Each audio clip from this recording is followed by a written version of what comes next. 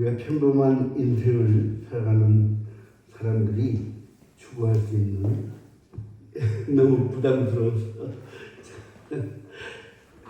예, 추구할 수 있는 조금만 멀리 할게요. 예. 평범한 행복이 있다면은 큰 병 없이 일생을 살고 싶다는 생각일 것입니다. 질병이라는 것은 인생의 행복을 참 빼앗아가는 공적 제1호라고 할 수가 있습니다. 특별히 고칠 수 없는 난치의 병을 더욱 그렇죠. 우리가 치유될 수 없는 질병, 그 모든 것을 우리 인생에서 빼앗아 갑니다. 오늘 본문에는 이런 난치의 질병에 맞서서 투병하고 있었던 그 당시에 아람이라고 하는 오늘날로 말하면 시리아 장군이죠. 오늘날 말하면 국방부 장관인데 이야기가 기록되어 있습니다.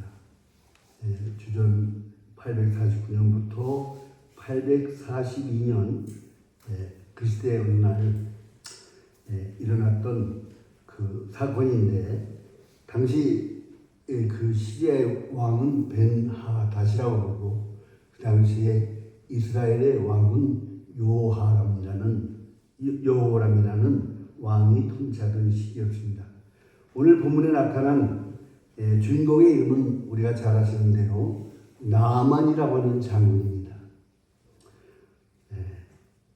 특별히 오늘 본문의 말씀에 열왕기하 5장 1절은 이렇게 시작합니다. 한번 다 같이 보실까요? 1절 말씀 시작. 1절 말씀 시작. 아람 왕의 군대 장관 그의 주인 앞에서 크고 존귀한 자니 이는 여호와께서 전에 그에게 아람을 구원하게 하셨습니다. 그는 큰 용사라나 나는 판자라. 우리가 예배라는 것은 예배를 우리가 연극에 비유하면 연극의 3요소는 배우하고 관람자하고 그 다음에 극본이 있습니다. 이걸 비유를 하면 예배는 극본은 바이블, 그리고 배우는 누굴까요? 배우는 우리예요. 그리고 관람자는 누구예요? 하나님이시죠. 그러니까 저도 마찬가지고 여러분도 마찬가지고 예배에 성공하려면 우리가 연기를 잘해야 돼. 누구한테? 하나님한테. 하나님이 지금 우리 예배를 보고 계시단 말이에요. 우리 예배를 딱 이렇게 관람들이 앉아서 보고 계시거든요. 그럼 그 예배를 딱 끝난 다음에 하나님이 주는 이 연기를 잘하는 거예요. 그죠? 그러니까 저도 여러분들도 하나님이 지금 하나님 앞에 우리가 예배의 시간에 성도로서 연기하셔야 돼요. 어떻게? 설교 시간에 설교하는 목사는 내가 어떻게 설교해야지 하나님이 참 박수를 쳐주실까? 여기에 포커스를 맞춰야 돼요. 여러분 설교를 들으시는 분들도 제가 뭐 설교하면서 내가 어떻게 설교를 해야지 우리 성도들이 감동받고 저 목사 참 여기에 시키면 안 돼.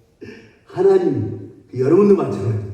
우리가 어떻게 설교를 들어야지 하나님이 내 예배 다 끝난 다음에 하고 기립박수를 치다면 얼마나 좋지. 우리가 예배를 드릴 때 그렇게 하셔야 돼요. 근데 그렇게 안 하고 만약에 뭐 그냥 딴 생각하고 그러면 하나님 다 보시잖아요. 그럼 박수 안 치죠. 그럼 예배 실패. 예배에 성공하는 사람이 인생에 성공합니다. 안 믿으시나 봐. 그 틀림없습니다. 이 오늘 본문에 나오는 나아만 장군은 행복할 수 있는 모든 조건을 다 갖추고 있는 사람이고 사회적 지위가 있었고 국방부 장관이니까 주인 앞에서 그 주인이라는 것은 왕이에요. 왕. 존귀한 자. 왕이 특별한 신임을 얻고 있는 어떤 인간적인 특권이 있었습니다. 자기 민족을 결정적으로 국가적 난국에서부터 구출한 일종의 히어로, 영웅이었습니다. 그런데 이런 모든 행복을 무너뜨릴 수밖에 없는 결정적 약점이 하나 있었는데 뭐예요? 응? 오늘 성경에 보니까 나병 환자다. 옛날 성경에 보면 문둥병 환자. 요즘에 새로 번역한 제어국에 보면은 나병 환자. 똑같은 말이죠. 근데 우리말 성경에는 없더라고요. 근데 히브리 원어에 보면은 그 다음에 단어가 하나 딱 빠져서 우리말 성경에 그게 없더라고요. 거기 보면은 영어로 말하면 but. 그러나 그러니까 모든 행복을 빼앗아 갈 수밖에 없었던 인생의 딜레마, 고칠 수 없는 그런 질병, 지금도 참 어려운 면이지만 그 당시에는 거의 불가능한 impossible days. 그런데 이 사람에게 소망이 있다면 어떻게 해요? 불가능하니까 기적이 일어나는 것밖에 없어요. 기적이 아니면은 치유를 기대할 수가 없어요. 그래서 치유의 기적이 일어나는 것 뿐인데, 그런데 어느 날, one day, 뜻밖의 사람에게서 뜻밖의 굿뉴스를 듣게 됩니다. 이스라엘하고 전쟁할 때 포로로 잡혀왔던 자기 부인을 참 시중하고 있었던 하녀 계집아이 하나가 있었는데, 그 하녀가 어느 날 그 주인 앞에 나와가지고 2절 말씀을 보세요. 2절 말씀 다 같이 시작. 전에 이스라엘 땅에서 어린 소녀 하나를 사로잡았네. 그가 나아만의 아내에게 수정들더니, 제가 왜 아까 예배에 대한 말씀드렸냐면은 하나님이 보고 계시다고 했잖아요. 그러니까 설교자 입장으로는 다 같이 읽어야 돼. 어떤 사람은 아니고 가만히 있는데 그러면 안 돼. 그럼 하나님 앞에 우리가 지금 연기하는데 다른 사람들은 막 연기하는데 나는 아무것도 안 했으면 그 연기이 망치잖아. 그죠? 그러니까 열심히 읽으시고 찬송 부를 때는 열심히 찬송. 어떤 사람은 찬송 막 있는 힘을 다니는데 가만히 있어. 우리 교회에서 만약에 그런 분이 있으면 스탑. 왜? 다시 해야 돼. 하나님 지금 바뀌니까 우리 성경 입장을 할 때는 그냥 열심히 다 같이 읽거든. 한국말 모르면 영어를 해.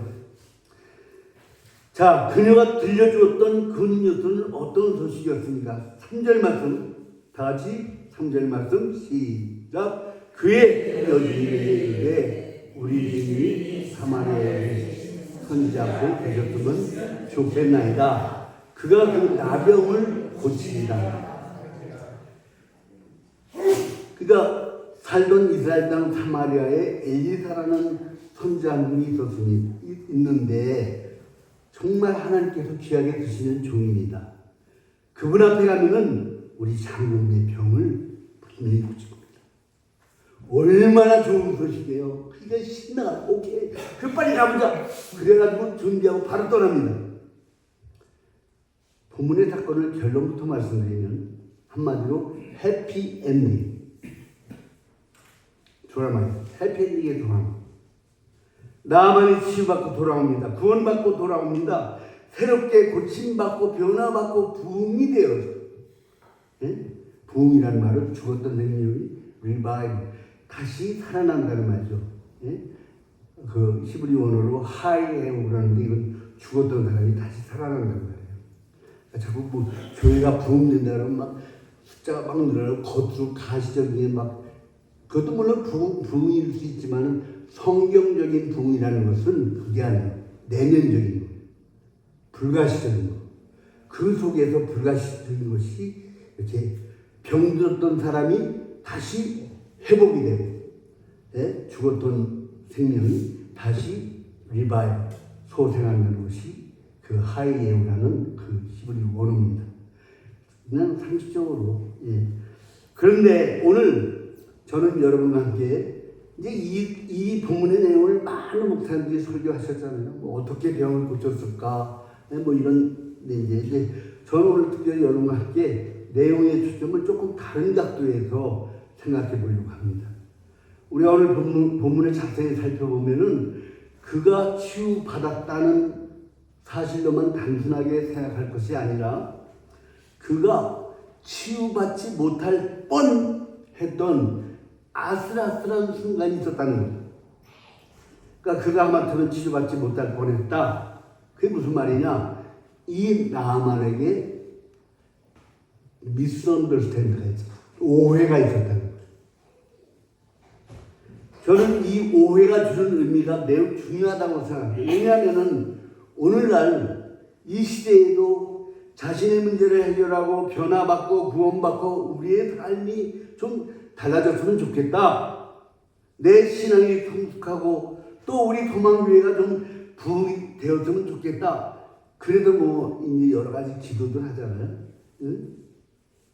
근데 저와 여러분 같은 그런 오늘의 성도들이 오늘 성경에 나타난 나만이 갖고 있었던 그 오해 때문에 우리도 그런 오해를 갖고 있기 때문에 우리 신앙에 엄청난 방해가 된다.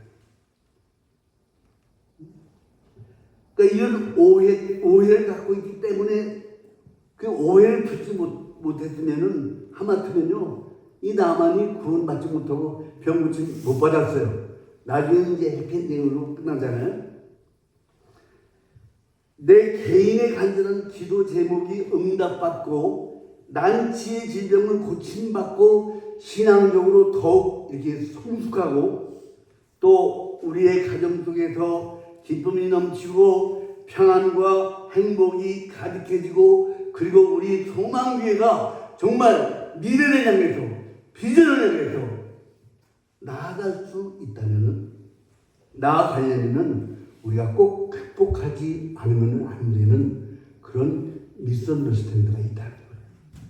그래서 우리가 그 풀어야 되는 오해, 극복해야 할 성도의 오해 도대체 무엇일까요? 이제 설교 들으시다가 좀 지루하시다고 손 들면 제가 바로 끝낼게요.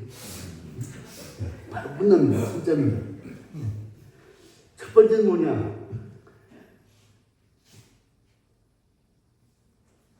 메신저가 메시지보다도 더 중요하다고 생각하는 오해.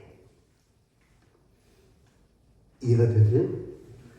다시 말하면은 하나님의 말씀의 내용보다도 이 말씀을 전달하는 이 설교자 또는 목사가 더 중요하다고 생각하는 오해.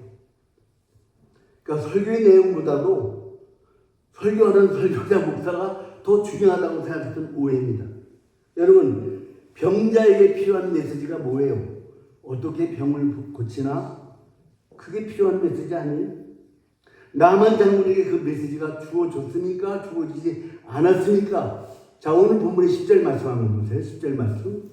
10절 다 같이 시작. 엘리사가 사자를 그에게 보내고 이르되 너는 가서 요단강에 몸을 7번 씻으라. 내 살이 회복하여 깨끗하리라 하는지라.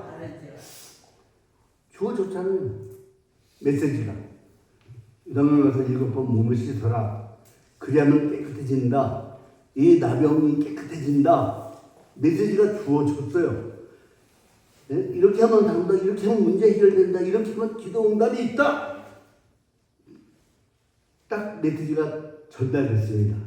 그런데 이 나만 장군이 이 메시지를 전해준 사람 때문에 마음이 상합니다.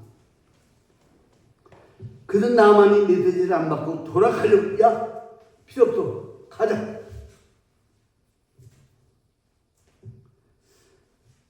그러니까 저기 메시지를 전달받는데 이거 뭐 당사자인 그 엘리사가 딱 나올 줄 알았는데 이거 무슨 뭐 하인을 시켜가지고 세크라타를 시켜가지고 그다음에 가서 뭐 이거 뭐 씻으십시오. 그러면 깨끗할 것입니다.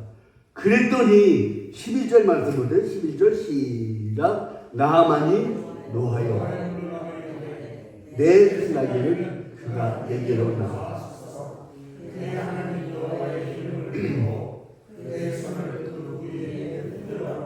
나병을 고치라. 12절 다메섹강 아바나와 바르바는 이스라엘 모든 국민보다 낫지 않느냐. 내가 거기서 몸을 씻으면 깨끗하게 되지 아니하라 하고 몸을 돌려 분노하여. 야, 강이 여기밖에 없냐? 그래도 아니 우리나라에 가면 이거보다 더 좋은 강, 깨끗한 강 얼마든지 있어. 이런 못돼. 야, 돌아가자. 열받았어요. 누구 때문에? 메신저 때문에. 메신저가 나를 무시했다 이거예요. 메시지를 전해주는 사람에게 마음 상. 여러분, 혹시 이것이 오늘 우리의 오해가 아닐까요? 하나님께서는 이 시대에 우리에게 구원의 해결책, 변화의 해결책, 부흥의 해결책을 주셨나요? 안 주셨나요? 주셨어요. 네? 주셨어요. 명백한 메시지가 우리에게 주어졌습니다. 나도 구원받고 싶다. 인생이 좀 새로워지고 싶다. 변화받고 싶다. 인생의 깊은 문제를 해결하고 싶다. 이것을 찾는 사람들에게 하나님은 이 시대의 사람들에게 메시지를 주셨단 말이에요. 주 예수를 믿으라. 그리하면 너와 내 집이 구원을 얻으리라. 수고하고 무거운 짐진 자들아 다 내게로 오라. 내가 너희를 편식게 하리라. 먼저 그의 나라와 의를 구하라. 그리하면 이 모든 것을 너희에게 더하시리라. 주셨어요. 성경은 명백한 메시지를 주셨습니다. 그런데 왜 메시지를 받고도 구원받지 못할까요? 메시지를 전하는 사람들이 마음에 안 들어. 한마디로. 교인들이, 교회 다니는 사람들이 마음에 안 들어. 내 주변에 교회 다니는 사람들이 마음에 안 들어. 교인뿐만 아니라 때는 목사도 마음에 안 들어. 저도 목사지만 어떤 데 진짜 목사님들 마음에 안 들어. 목사님들 많아. 예. 그래서 이런 그 유머가 있더라고요. 어떤 교인이 천국에 딱 갔는데 교인들이 하나하나 천국에 도착했는데 어느 날 목사 한 분이 딱 온 거야. 그랬더니 보좌에 앉으시는 예수님이 딱 하니까 벌떡 일어나더니 아이고 환영하면서 껴안고 막 그러더래요. 그러니까 이 성도 입장에서는 아니 예수님 아니 어쩜 이럴 수가 있습니까? 목사님들은 세상에서도 그냥 목사님 이런 사람들이 존경하고 막 대접받고 이러는데 아니 천국까지 와서도 이럴 수가 있습니까? 그랬더니 예수님 말씀이 네가 오해했어. 목사가 하도 오래간만에 와서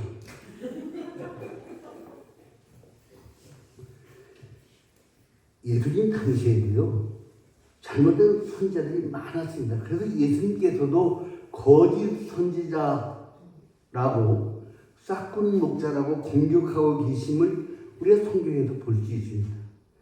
예수님 당시에 하나님을 잘 믿고 있었던 그 신앙을 대표하고 있었던 종교 지도자들 중에 예수님께서 제일 신랄하게 공격한 사람이 누구예요? 바리새인입니다. 그런데 마태복음 23장 3절에 보시면은 예수님이 어느 날 이 바리새인들에 대해서 이렇게 말씀하십니다. 저희들이 말하는 바는 행하고 지키되 저희의 하는 행위는 본받지 말라. Did you get it? 응? 메시지는 받아들이되 행위는 본받지 말라. 그들이 전하는 메시지가 올바른 것이라면 그 메시지는 받아들여야 돼. 메시지에 대한 실망 때문에 그 메시지까지 포기한다면 그것은 너희들 손해다.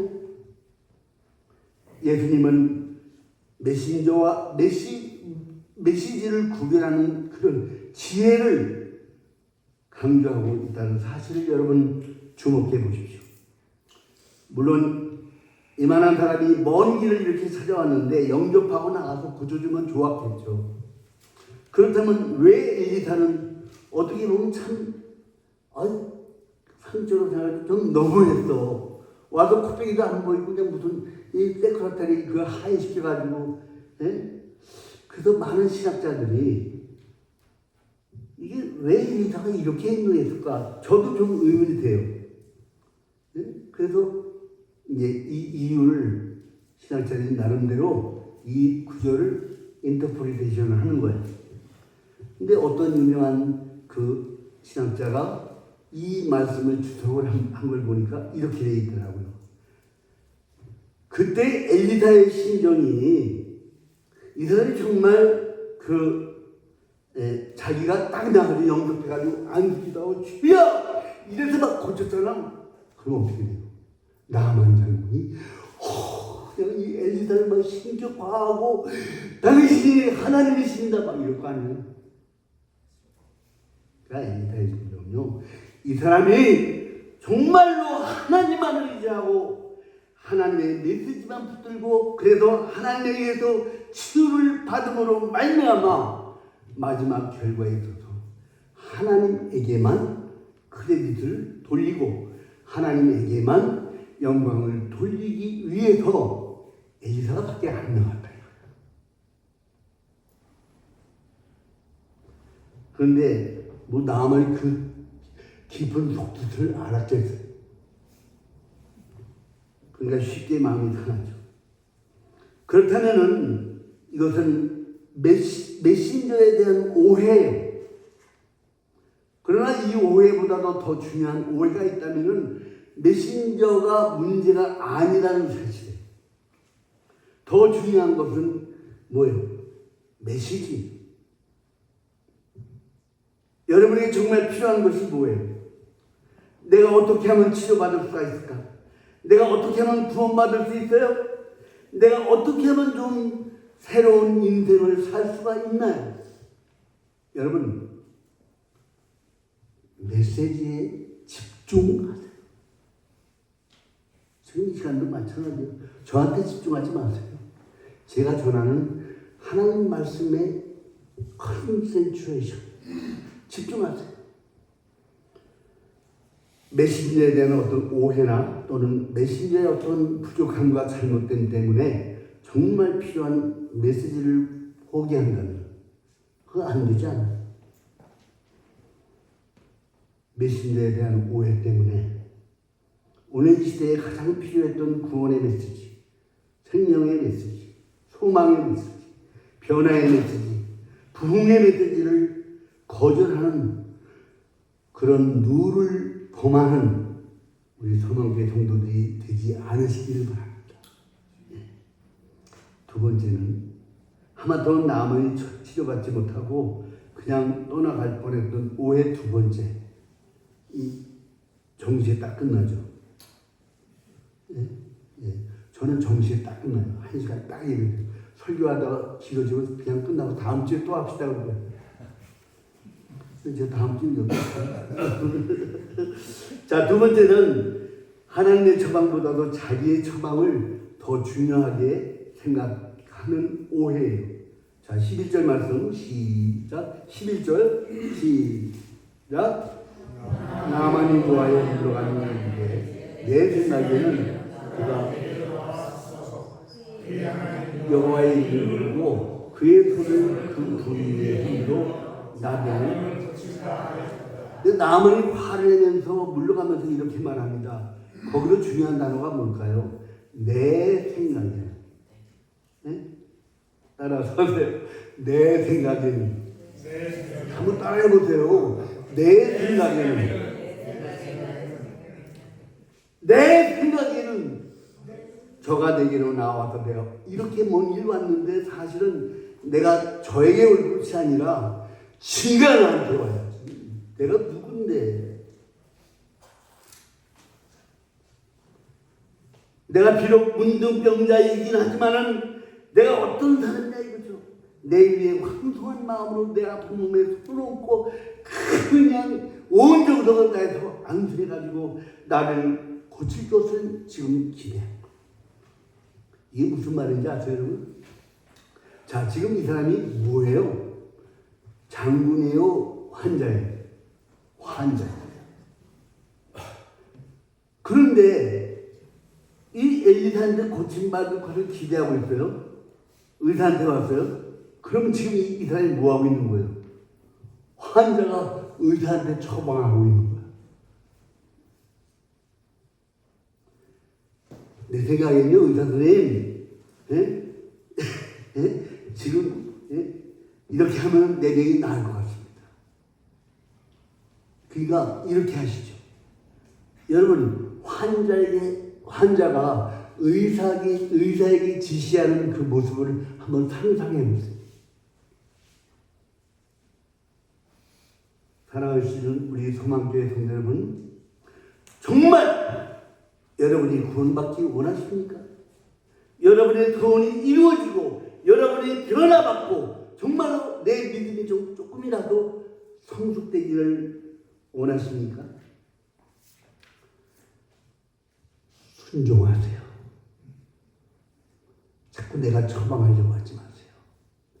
하나님의 처방 그대로 순종하세요.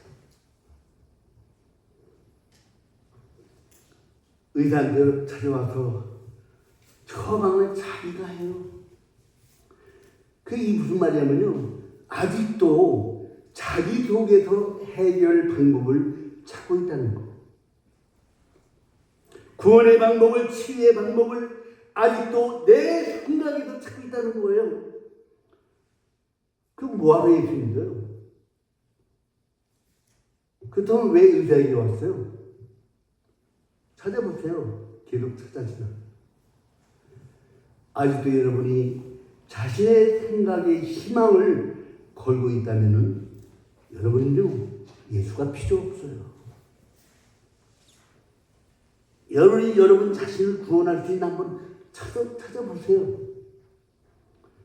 사실 오늘 많은 사람들이 교회에 나오지만은 교회에 다니는 많은 사람들 가운데는 아직도 예수 안 믿는 사람 많아요.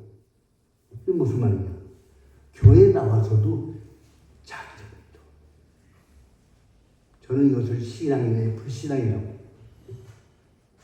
교회 나와 앉아있으면서도 자기를 믿어요. 그 교회에 왜 나왔어? 교회 나와서도 내 생각에는 말이에요. 내 생각에는 내가 과거에 신앙생활 할 때는 내 생각에는 성경 한 번도 제대로 읽어보지도 않고 정말 하나님과의 진정한 그 영적 교제로서의 기도 한 번 제대로 해보지도 않고 하나님의 처방은 받아들일 생각을 안 하고 교회 나와 앉아있으면서도 아직도 내 생각에는 말이야, 아직도 자기 생각에 희망을 걸고 있는 거예요. 하나님의 처방 앞에 순종하십시오. 아멘. 그러면 여러분의 문제는 해결될 줄 믿습니다. 아멘. 마지막 한 가지만 더 말씀드릴게요. 세 번째, 첫째는 메시지보다도 메신저를 더 중요하게 생각하는 오해. 그리고 두 번째는 하나님의 처방보다도 나의 처방을, 자기의 처방을 더 신뢰했다는 오해. 그리고 마지막에 한 가지 더 있는데 그것은 자기의 치료보다도 자기의 신분을 더 중요하다고 생각했던 오해입니다. 자신의 문제 해결보다도 자기의 신분이 더 중요하다고 생각했던 오해 때문에 이 나만 장군이 돌아갈 뻔했습니다. 11절에 보니까 화가 났죠? 근데 이 11절에 제가 신학자니까 할 수 없이 원문을 좀 이렇게 얘기할 수밖에 없는데, 이 11절에 보니까 이 원문에 보니까 제일로 포인트를 두고 있는 강조하고 있는 단어가 있어요. 한국말로 말하면 내게로라는 거예요. 내게로. 내 생각에는 쥐가 내게로, 응? 내가 누구냐 이거지. 자기 신분을 지금 의식하고 있는 거예요. 일국의 국방부 장관, 나라를 결정적인 저 위기에서부터 구출해가지고 사람들의 신망과 존경을 받고 있었던 히어로, 영웅이요. 근데요, 지금 이 사람이 어떤 모습으로 여기 왔어요? 예? 예? 5절 말씀해 보니까 그 나라 왕이 막 선물을 막 직접 보내는 친서도 쓰고 막 선물을 갖다가 막 그리고 말들과 병거들 거니고 지금 말하면 캐딜락 벤트 몰고 그리고 찾아왔어요. 그 엘리사의 집문 앞에 서 있는 거예요. 근데 아니 내가 이렇게 져주려고 선물까지 이렇게 정성을 다해가지고 왕의 친서까지 받아와가지고 내가 자기 집 앞에까지 와서 서 있는데 뭐라고? 아니 나와보지도 않고 하인을 시켜가지고 요단강에 가서 7번 몸을 씻어? 이놈이 나를 어떻게 당하는 거야? 지금 이러고 있는 거예요. 나를? 이게 뭐예요? 자기 지금 신분을 의식하고 있잖아요. 어떻게 보면 자기 에고. 그렇지만 여러분, 나만 장군이 여기 왜 왔어요? 이 사람 병 고치러 온 거 아니에요? 문제 해결하면 되는 거 아니에요? 그런데 왜 문제는 해결하지 못할 뻔했느냐? 자기 신분의식 때문에. 오늘날 표현 뭔지 아세요? 체면의식 때문에. 우리 한국 사람 보면 참 이 체면. 저도 거기에 제 예가 아니죠. 내가 또 목사인데 목사가 별거예요, 솔직히. 목사가 계급입니까? 목사가 이런 얘기하니까 신나죠? 목사는 계급이 아니에요. 애들한테 물어보세요. 야, 교회도 누가 제일 높아? 그러면 목사님, 그 다음 장로님, 그 다음 권사님. 순서가 다 정해져 있어. 웃기네. 그게 무슨 계급이에요? 이게 우리 한국교회의 약점 중에 하나예요. 교회 직분이 계급화되어 있다는 거. 물론 중요한 포지션이죠. 위치예요, 위치.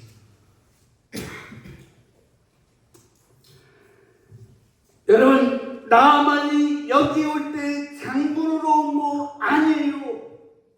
엘리사가 고치는 분이라면, 아니 엘리사의 하나님께서 고치시는 분이라면은 그분 앞에서 나만의 올바른 신분은 뭐예요? 환자예요, 환자. 환자란 말이에요.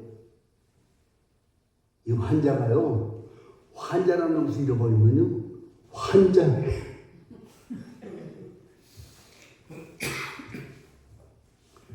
자기는 지금 의사 앞에 서 있는 환자예요. 우리가 하나님 앞에 설 때 뭡니까? 죄인입니다. 저도 여러분들도 죄인으로 지금 서는 거예요. 물론 하나님은 우리의 믿음을 통해서 righteousness, 우리를 의인으로 불러주신 거지. 그래서 성경에는 두 가지 죄인이 있어요. 하나는 용서받지 못한 죄인, 그것을 죄인이라고 해요. 그리고 용서받은 죄인이 있어요. 그걸 우리는 의인이라고 해요.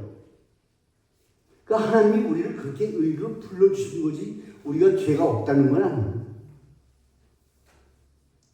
그러나 우리는 하나님 앞에 설 때마다 그것 때문에 죄인으로 서는 거예요. 죄인의 신분이, 영국의 유명한 청교도 크로멜 장군이 교회당 가서 예배를 드리는데 옆에 누가 앉으려고 그러니까 경호원이 너무 옷차림이 초라하고 좀 이상하니까 못 앉게 했어요. 그때 이 크로멜 장군이 갑자기 이 부하를 야단치면서 놔둬라. 그 사람이나 나나 하나님 앞에서는 똑같은 죄인이다. 그나마나 하나님 앞에 죄인이야. 신분이 뭐 중요해요? 문제 해결되면 되는 거 아니에요? 처방이 뭡니까? 요단 가서 7번 씻어라. 왜 7번입니까? 물론 하나님의 숫자에 7이라고 하면 완전 숫자죠. 즉 하나님의 처방에 완전한 의탁, 부분적으로 맡기는 것이 아니에요. 나도 조금 믿고 예수님도 조금 믿고, 예? 그거 아니에요. 돈도 조금 믿고 예수도 믿고, 이게 아니에요. 믿으려면 그냥 완전, 그러니까 이게 무슨 말이냐면요, 7번 씻어라 하는 것도 뭐냐면은, 우리가 여기 성경 보니까 이 나만이 이제 나중에 여덟 안으로 들어가잖아요. 보고 들어가. 근데 상적으로 보면 7번 들어갔다 나오면 몸이 깨끗해진다 그러니까 한 3번 정도 들어갔다 나오면은 몸이 좀 뭐가 꾸덕꾸덕하고 달라져야 되잖아. 여기 성경 원문에 보면요, 조금 더 변합니다. 그러면 우리 같은 거 어떻게 해요? 저보다 5번 정도 들어갔다 나오면 아이고 또 당했다. 아이고 그러면 그렇지. 아니 5번 정도 들어갔다 나오면 뭐가 좀 달라지고 좀 그래야 되는데, 이 나병 환자가 여러분 물다 보세요. 더 시다려요. 저 옛날에 그 나병 환자들만 모인 데서 한번 부흥한 적이 있거든요. 그 사람들이요 물다면 큰일 나요.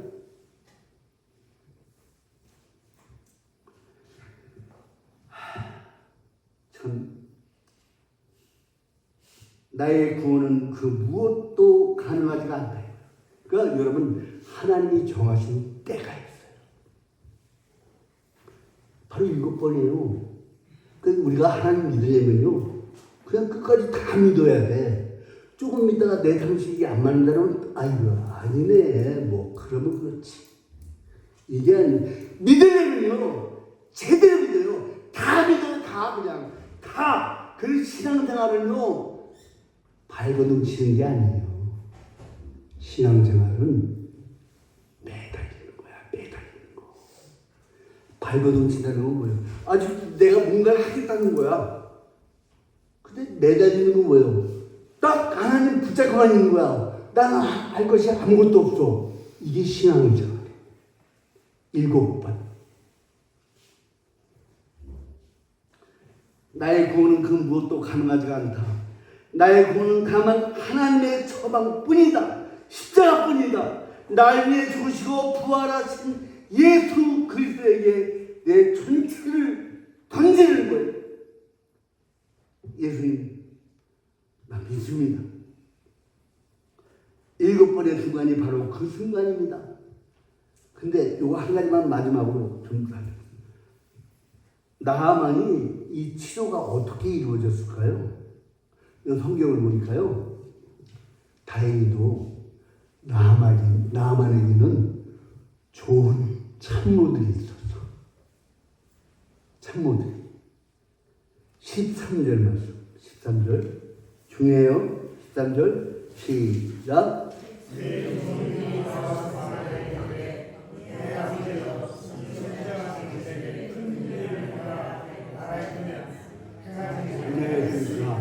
하물며 그 선생님들을 씻어. 장군님, 아니 이보다 더 큰 일을 시킨다고 안 하시겠어요? 여러분, 우리가 신앙생활 할 때 내 주변에 어떤 사람이 있는가 굉장히 중요해요. 뭐 와이프, 허스밴드, 패밀리, 친구, 성도들, 때로는 목사, 어떤 사람이 내 주변에 있는가, 이거 참 중요합니다. 이 남한 장군요, 참 좋은 부하들이 있었어. 이 잘못 말했다면 깨 죽어. 장군한테. 장군님, 도대체 여기 왜 왔어요? 교회에 왜 왔습니까? 아니 대접받으러 왔어요? 그냥 어휴 오셨으니까 대접받고 알아주고 그러려고 원래는요 오지 마세요. 오지 마세요. 좋은 장로가 있었어요. 장모님 병만 나면 된 거 아닙니까? 무슨 대접이고 뭐고. 대접은 밥 먹을 때 국 마실 때 주세요. 그리고 더 좋은 것은요, 더 중요한 것은 나만이 자기 부하들의 말을 들을 수 있는 겸손함이 있다. 겸허함이 있다.